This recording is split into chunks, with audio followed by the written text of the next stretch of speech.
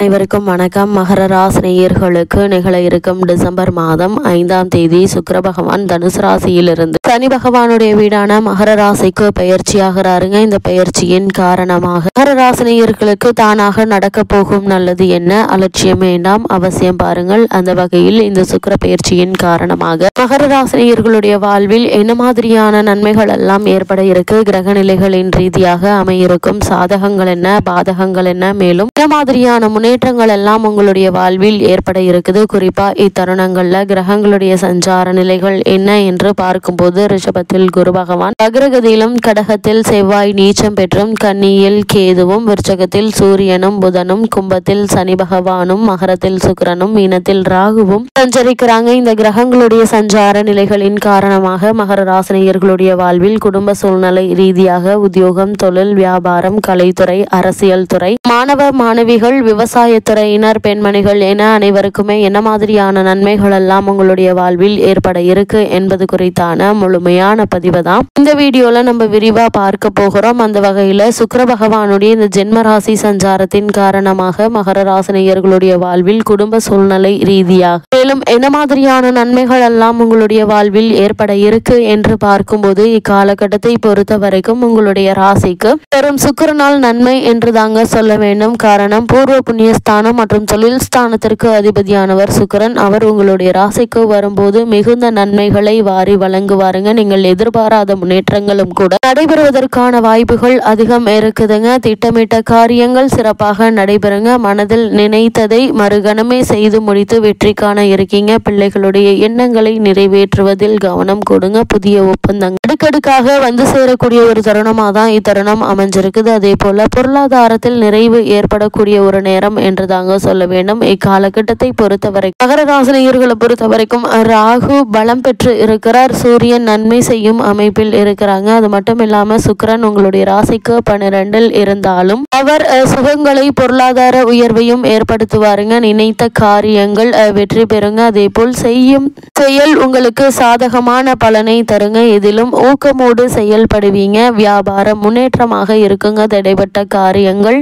நடைபெறுவதற்கான வாய்ப்புகள் அதிகம் இருக்கு. எதிர்பாராத அதிர்ஷ்ட வாய்ப்புகள் உங்களுக்கு உண்டுங்க. அலுவலகத்தில் உங்களுடைய சொல், செயல் இரண்டும் பாராட்டப்படும். கொடுத்த வாக்கை காப்பாற்றி முன்னேற்றம் அடையக்கூடிய ஒரு தருணமாக தான் இக்காலகட்டம் அமைஞ்சிருக்குது என்பதை கிரகங்களுடைய சஞ்சார நிலைகள் உங்களுக்கு தெளிவாகவும் உறுதியாகவும் எடுத்து காட்டுதுங்க. அது மட்டும் இல்லாம இத்தருணங்கள்ல இந்த காலகட்ட கிரக நிலைகளை ஆராய்ந்து பார்க்கும் போது ராசிநாதனான சனி தனஸ்தானத்தில் பலம் பெற்று சஞ்சரிக்கிறார். மேலும் குருவினுடைய பார்வை உங்களுடைய ராசியில் பதியுதுங்க. எனவே இந்த தருணங்கள்ல சென்ற காலகட்டத்தை காட்டிலும் சிறந்த பலன்களை வழங்க போகிற ஒரு பயிற்சியா தான் இந்த சுக்கிர பயிற்சி அமைஞ்சிருக்குது. செல்வ நிலை உயருங்க. செயல்பாடுகளில் வெற்றி கிடைக்க இருக்குது. குடும்பத்தில் நீண்ட நாட்களாக தாமதித்து வந்த சுபகாரிய பேச்சுக்கள் இப்போது முடிவுக்கு வரக்கூடிய ஒரு தருணமா அமைஞ்சிருக்குதுங்க. அதாவது இவ்வளவு நாட்களாக ஏதாவது ஒரு விதத்தில் ஏற்பட்டு வந்த தடங்கல்கள், தாமதங்கள் நீங்கி ஒரு முயற்சியிலேயே இந்த திருமண முயற்சிகள்ல வெற்றி கிடைக்க இருக்குதுங்க. கொடுத்த வாக்கை காப்பாற்றி மகிழக்கூடிய ஒரு தருணமாகவும் இத்தருணம் அமைஞ்சிருக்குது என்பதை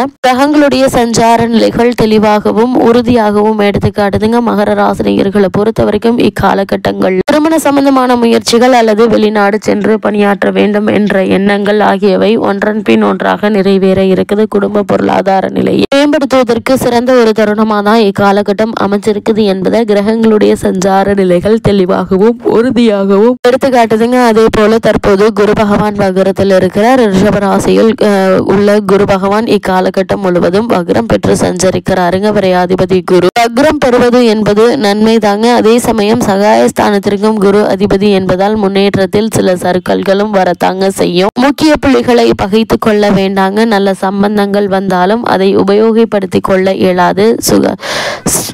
சகோதர வர்க்கத்தினருடைய ஒத்துழைப்பு உங்களுக்கு குறையலாங்க. அவர்களுக்காக செலவு செய்யும் சூழ்நிலையும் உண்டு. இது மாதிரியான நேரங்கள்ல தேவையில்லாத வீண் அனாவசிய செலவுகளை குறைத்து கொள்வது மிக மிக நல்லது என்பதை கிரகங்களுடைய சஞ்சார நிலைகள் மீண்டும் மீண்டும் உங்களுக்கு அறிவுறுத்துதுங்க. மகர ராசினியர்களை பொறுத்த வரைக்கும் இத்தருணங்கள்ல சனி பகவானின் மீது செவ்வாயினுடைய பார்வை பதியுது. கடகத்தில் உள்ள செவ்வாய் இந்த சுக்கிர பயிற்சி நிகழக்கூடிய காலகட்டம் முழுவதுமே கும்பத்தில் உள்ள சனி பகவானை பார்க்கிறாருங்க. செவ்வாயினுடைய பார்வை குடும்பஸ்தானத்தில் பதிவு முடிவதால குடும்ப செலவுகள் அதிகரிக்குங்க. ஏதாவது ஒரு வகையில் செலவுகள் என்பது இருந்து கொண்டேதாங்க இருக்கும். செலவுகள் அதிகரிக்கும் பட்சத்தில் பணப்பற்றாக்குறை ஏற்படுவதற்கான வாய்ப்புகளும் இருக்குது. கொடுக்கல் வாங்கலில் ஒரு சிலர் ஏமாற்றத்தை சந்திப்பீங்க. வீடு கட்டுவது, கட்டிய வீட்டை பழுது பார்ப்பது போன்றவற்றில் கவனம் செலுத்துவீங்க. வியாபார இடத்தை வேறு இடத்திற்கு மாற்றலாமா என்ற யோசனை கூட உங்களுக்கு அதிகரிக்குங்க. உடன்பிறப்புகள் இல்லங்களில் நடைபெறும் சுப நிகழ்ச்சிகளை முன்னின்று நடத்தி வைத்து முன்னேற்றம் காணக்கூடிய ஒரு தருணமாக தான் இக்காலகட்டம் அமைஞ்சிருக்குது என்பதை கிரகங்களுடைய சஞ்சார நிலைகள் தெளிவாகவும் உறுதியாகவும் எடுத்துக்காட்டுதுங்க. மகர ராசினியர்களை பொறுத்த வரைக்கும் தற்போது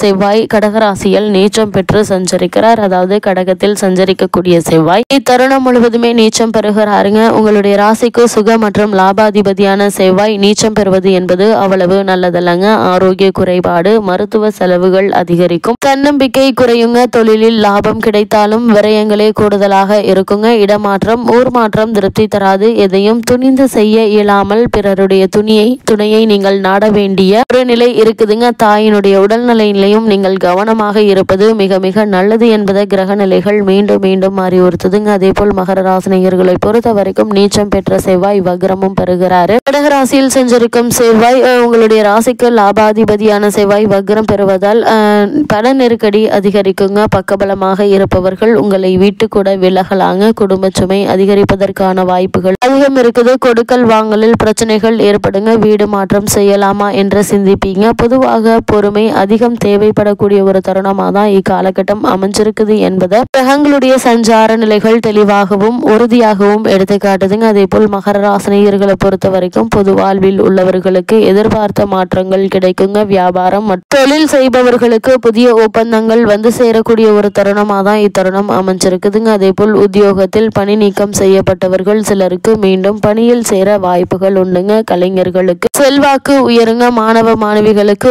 முன்னேற்ற பாதையில் அடியெடுத்து வைக்கக்கூடிய ஒரு நேரமாக தான் இந்த நேரம் அமைஞ்சிருக்குது. பெண்மணிகளுக்கு வருமானம் உயருங்க. உறவினர்களுடைய பகை அகலக்கூடிய ஒரு தருணமாக தான் இத்தருணம் அமைஞ்சிருக்குதுங்க. சுப செலவு அதிகரிக்குங்க. அதே போல் மகர ராசினியர்களை பொறுத்த வரைக்கும் மேலும் என்ன மாதிரியான விஷயங்கள்ல நீங்கள் கவனமாக இருக்க வேண்டும் என்று பார்க்கும்போது செவ்வாயினுடைய பார்வை உங்கள் குடும்பஸ்தானத்தின் மீது உங்கள் ராசியின் மீதும் விழுவதால அவசரமாக வார்த்தையை விட்டுவிட்டு பிறகு ஏன் இப்படி பேசினோம் என்று வருத்தப்படுவீங்க. சகோதர உறவுகள் கசந்து போகின்ற அளவுக்கு நடந்து கொள்ள வேண்டாங்க.